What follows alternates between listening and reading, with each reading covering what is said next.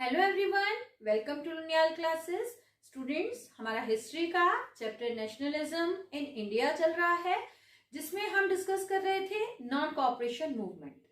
Last videos में हमने देखा था कि किस तरीके से non cooperation movement cities, towns, countryside, tribal areas में एग्जीक्यूट किया गया। आज के इस वीडियो में हम डिस्कस करने जा रहे हैं कि non cooperation movement plantation areas में कैसे एग्जीक्यूट हुआ। तो आज का हमारा टॉपिक है स्वराज इन द प्लांटेशंस। तो चलिए स्टार्ट करते हैं आज का वीडियो। अब हम स्टार्ट करेंगे मूवमेंट इन द प्लांटेशंस। इस टॉपिक में हम डिस्कस करने जा रहे हैं कि किस तरीके से प्लांटेशन वर्कर्स ने स्वराज का मीनिंग निकाला और किस तरीके से नॉन कोऑपरेशन मूवमेंट को एग्जीक्यूट किया।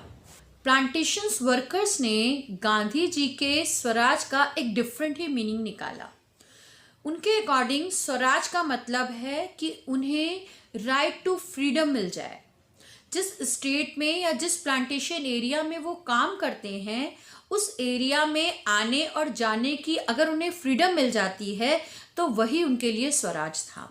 एक्चुअली इन प्लांटेशन वर्कर्स की एक बहुत बड़ी प्रॉब्लम थी। ब्रिटिश गवर्नमेंट ने 1859 में इनलैंड इमिग्रेशन एक्ट पास किया था। इस एक्ट के अकॉर्डिंग ये प्लांटेशन वर्कर्स बिना परमिशन के इन प्लांटेशन एरियाज या बागानों से मूव नहीं कर सकते थे। इन प्लांटेशन एरियाज में टी और कॉफ़ी की क्रॉपिंग की जाती थी और इस क्रॉपिंग के लिए बहुत ज़्यादा वर्कर्स की ज़रूरत होती थी। तो इन वर्कर्स को साथ में रखने के लिए ब्रिटिश गवर्नमेंट ने यह एक्ट पास किया था। जब इन प्लांटेशन वर्कर्स ने गांधी जी के नॉन कोऑपरेशन मूवमेंट के बारे में सुना तो यह वर्कर्स इन प्लांटेशन एरियाज को छोड़कर अपने घरों की ओर चल दिए। उन्होंने सोचा कि अब गांधी राज आ गया है, अब उन्हें अपने विलेज में ही लैंड प्रोवाइड कर दी जाएगी और वह अब अपनी लैंड पर ही क्रॉपिंग करेंगे और अपनी लाइवलीहुड अर्न करेंगे। यह सोचकर यह प्लांटेशन वर्कर्स इन प्लांटेशन एरियाज को छोड़कर जाने लगे। लेकिन यह प्लांटेशन वर्कर्स प्लांट एरिया को तो छोड़कर चले गए, लेकिन अपने घर तक नहीं पहुंच पाए, क्योंकि इसी बीच में रेलवे और स्टीमर्स की स्ट्राइक हो गई और इस स्ट्राइक की वजह से यह रास्ते में ही फंस गए, और जिसकी वजह से ब्रिटिश पुलिस ने इनको पकड़ लिया और पकड़ने के बाद बहुत बुरी तरीके से इनको पीटा गया और वापस इनको प्लांटेशन एरियाज में ही लाया गया। तो ये प्रॉब्लम थी प्लांटेशन वर्कर्स की, और अपनी इस पर्सनल प्रॉब्लम का सॉल्यूशन उन्होंने गांधी जी के नॉन कोऑपरेशन मूवमेंट के नाम से निकालने की कोशिश की। तो ये था हमारा non cooperation movement different places में डिफरेंट सोशल ग्रुप्स ने जिस तरह से एग्जीक्यूट किया, उसका लास्ट टॉपिक। लेकिन अभी यह टॉपिक फिनिश नहीं हुआ है। इस टॉपिक से रिलेटेड और भी बहुत से क्वेश्चन आते हैं, चलिए डिस्कस करते हैं वो क्या है। इस टॉपिक से रिलेटेड एक क्वेश्चन आता है, give example to prove that the term Swaraj means different things to different people. It means different people ने स्वराज का क्या डिफरेंट मीनिंग निकाला, वह हमें बताना है। तो चलिए सबसे पहले देखते हैं कांग्रेस पीपल या कांग्रेस लीडर के अकॉर्डिंग स्वराज का एक्चुअली मीनिंग था क्या।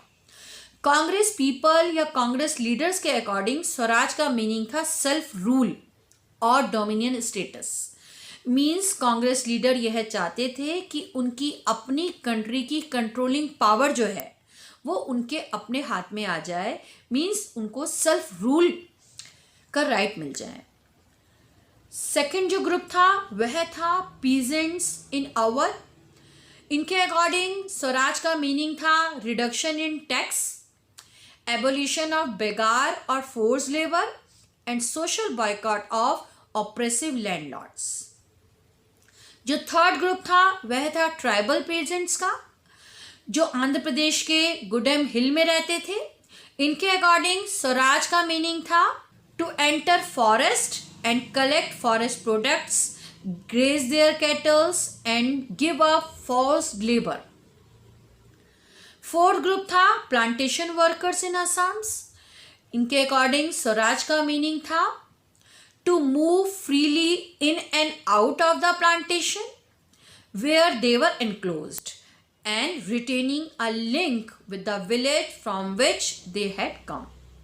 तो इस तरीके से आपने देखा कि डिफरेंट ग्रुप्स ने स्वराज का डिफरेंट मीनिंग निकाला. इसके बाद गांधी जी ने इस मूवमेंट को विड्रॉ कर दिया था या कॉल्ड ऑफ कर दिया था. चलिए देखते हैं ऐसे कौन कौन से रीजंस थे जिसकी वजह से गांधी जी ने इस मूवमेंट को विड्रॉ कर लिया था. इस टॉपिक से भी एक क्वेश्चन आता है. It's a very very important question. Why was the non cooperation movement withdrawn by Gandhi जी?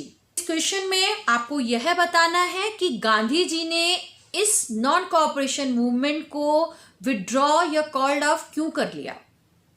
गांधी जी ने 1922 में इस नॉन कोऑपरेशन मूवमेंट को विड्रॉ कर लिया था. इसके बहुत से रीजंस थे. इसमें जो सबसे इम्पॉर्टेंट रीज़न था वह था एक इंसिडेंट हुई थी उत्तर प्रदेश के चौरी चौरा में.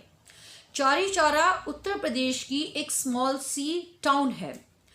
1922 में चौरी चौरा के कॉमन पीपल्स ने पुलिस स्टेशन को आग लगा दी और इस इंसिडेंट में 22 पुलिस मैन की जो है वो डेथ हो गई थी. और इस इंसिडेंट के बाद चौरी चौरा में बहुत ज़्यादा वायलेंस हुई. इस वायलेंस के बाद गांधी जी ने 1922 में इस मूवमेंट को कॉल्ड ऑफ कर दिया. सेकेंड रीज़न जो था इस मूवमेंट को विड्रॉ करने का वह था Gandhi ji thought that it was necessary to train the people before they would ready for mass struggle. Gandhi ji जो है यह सोचते थे कि इस तरीके का अगर कोई नेक्स्ट मास स्ट्रगल करा जाएगा तो उससे पहले लोगों को ट्रेन किया जाएगा कि इस मूवमेंट को कैसे एग्जीक्यूट करना है, इस मूवमेंट का क्या मीनिंग होना चाहिए और लोगों को क्या करना है और क्या नहीं करना है, जिसकी वजह से नेक्स्ट मूवमेंट भी वायलेंट ना हो जाए. तो इस तरह से गांधी जी किसी भी नए मूवमेंट को स्टार्ट करने से पहले लोगों को ट्रेन करना चाहते थे. इस वजह से भी उन्होंने इस नॉन कोऑपरेशन मूवमेंट को विड्रॉ कर लिया था. थर्ड रीजन था some Congress leaders were now tired of mass struggle and wanted to participate in the elections to the state council. जो कांग्रेस के लीडर्स थे उसमें से कुछ लीडर ऐसे थे जो अब इस तरीके का कोई नया मास स्ट्रगल कंटिन्यू नहीं करना चाहते थे. वह इस तरीके के मास स्ट्रगल से थक चुके थे. उन्हें लगता था कि इस तरीके के मास स्ट्रगल करने से ब्रिटिशर्स पर कोई असर नहीं होने वाला है. अगर ब्रिटिश पॉलिसीज़ को चेंज करना है, उसमें रिफॉर्म लाना है, तो उन्हें इलेक्शन लड़ना पड़ेगा और इलेक्शन जीतने के बाद जब वह स्टेट काउंसिल में आ जाएंगे तो उस काउंसिल में बैठकर वह ब्रिटिशर्स को प्रेशराइज करेंगे कि वह अपनी पॉलिसीज़ में रिफॉर्म करें. तो इन कांग्रेस लीडर में जो सबसे इम्पॉर्टेंट लीडर थे उनमें थे CR Das and Motilal Nehru. इन्होंने इलेक्शन लड़ने के लिए अपनी अलग एक स्वराज पार्टी भी बनाई थी, क्योंकि कांग्रेस के कुछ लीडर्स इलेक्शन लड़ना चाहते थे और कुछ लीडर ऐसे थे जो इस तरीके का एक नया मास स्ट्रगल स्टार्ट करना चाहते थे. तो इस वजह से इन दो लीडर्स ने मिलकर अपनी एक अलग पार्टी बना ली और इस पार्टी की हेल्प से वह स्टेट इलेक्शन लड़ने जा रहे थे. जो लास्ट रीज़न था वह ये था कि यह मूवमेंट धीरे धीरे अर्बन एरियाज़ में स्लो डाउन हो रहा था और इसके क्या रीजंस थे वो हम डिटेल में अपनी लास्ट वीडियोस में डिस्कस कर चुके हैं. तो ये थे ऐसे कुछ रीजंस जिनकी वजह से गांधी जी ने नॉन कोऑपरेशन मूवमेंट विड्रॉ कर लिया था या कॉल्ड ऑफ कर लिया था.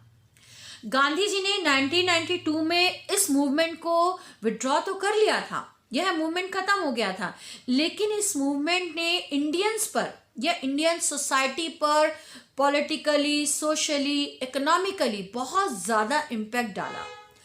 यह भी इस टॉपिक से क्वेश्चन बनता है, इसे भी डिस्कस कर लेते हैं कि इस नॉन कोऑपरेशन मूवमेंट का क्या सिग्निफिकेंस था. इसके सिग्निफिकेंस के लिए आपके एग्जाम में एक क्वेश्चन आता है, bring out the significance of the non cooperation movement. तो इस क्वेश्चन के आंसर के लिए आपका फर्स्ट टॉपिक है, the non-cooperation movement was a large-scale mass movement. It attracted common people from all social groups such as peasants, workers, students, teachers and women. Non cooperation movement अब तक का सबसे बड़ा मास मूवमेंट था। इस movement में सभी सोशल ग्रुप्स, चाहे वह पीजेंट क्लास है, वर्कर्स हैं, स्टूडेंट्स हैं, टीचर्स हैं, लॉयर्स हैं, सभी ने एक्टिव रोल प्ले किया था और इस मूवमेंट को आगे बढ़ाया था। तो इस मूवमेंट की वजह से ये सब लोग साथ में आ गए थे। सेकंड जो सिग्निफिकेंस था वह था नॉन कॉपरेशन मूवमेंट एंड खिलाफत मूवमेंट वेंट टुगेदर, सो दे प्रमोटेड हिंदू मुस्लिम यूनिटी। जैसा कि हमें पता है कि नॉन कॉपरेशन मूवमेंट एंड खिलाफत मूवमेंट साथ साथ स्टार्ट किया गया था, जिसकी वजह से हिंदू और मुस्लिम दोनों ही ग्रुप में एक यूनिटी डेवलप हुई थी। यह लोग अब साथ आकर इस मूवमेंट को एग्जीक्यूट कर रहे थे। थर्ड रीजन था many national schools and colleges were set up in different parts of the country. जैसा कि हमने देखा था कि गांधी जी ने कहा था कि आप लोगों को ब्रिटिश स्कूल एंड कॉलेजेस का बायकॉट करना है, और ऐसा हुआ भी। और इसके बाद इंडिया में भी नए नए कॉलेजेस एंड इंस्टीट्यूट्स और यूनिवर्सिटीज़ धीरे धीरे सेटअप होने लगी। The movement gave a boost to nationalism in India. और सबसे इम्पॉर्टेंट जो इसका सिग्निफिकेंस था वह यह था कि इस मूवमेंट की वजह से लोगों के मन में नेशनलिज्म की, अपने देश के लिए बिलोंगिंगनेस की फीलिंग क्रिएट हो गई थी। नेक्स्ट इफेक्ट था it was a non violence movement, so it is popularize the Gandhian idea of non violent Satyagraha.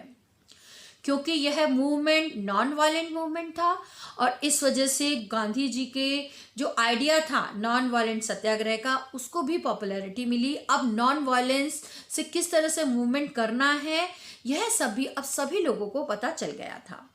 The last most important economic effect जो इस नॉन कॉपरेशन मूवमेंट का था, that was it promoted Indian industries because of the boycott of foreign goods. जैसा कि गांधी जी ने समझाया था कि हमें फॉरेन गुड्स का बायकॉट करना है, और लोगों ने ऐसा किया भी। जब इंडियंस ने फॉरेन गुड्स का, स्पेशली फॉरेन क्लोथ्स का बायकॉट किया, तो अब जो इंडिया के इंडस्ट्रियलिस्ट थे उन्होंने इसकी जगह ले ली। अब इंडिया में बड़ी बड़ी इंडस्ट्रीज लगी, इसमें टेक्सटाइल इंडस्ट्री सबसे ज़्यादा फ्लॉरिश हुई, और अब फॉरेन क्लोथ्स की जगह इंडियन क्लोथ्स ने ले ली। तो इस तरीके से इंडिया में इस नॉन कॉपरेशन मूवमेंट की वजह से नई नई इंडस्ट्रीज लगना शुरू हो गई और इंडिया का इकोनॉमिक डेवलपमेंट हुआ। तो ये सब social, economic and political significance थे नॉन कॉपरेशन मूवमेंट के। इसी के साथ ही हमारा नॉन कॉपरेशन मूवमेंट जो टॉपिक चल रहा था वह खत्म हो चुका है। मुझे उम्मीद है आपको यह टॉपिक समझ में आया होगा, लेकिन इसको सही से समझने के लिए आपको इसकी सभी पहले की वीडियोस देखना बहुत ज़रूरी है, तभी आपको इसका एंड समझ में आएगा। तो बने रहिएगा मेरे साथ मेरे नेक्स्ट वीडियो में, जिसमें हम डिस्कस करेंगे towards civil disobedience, means Gandhi ji का next movement civil disobedience movement. Thank you.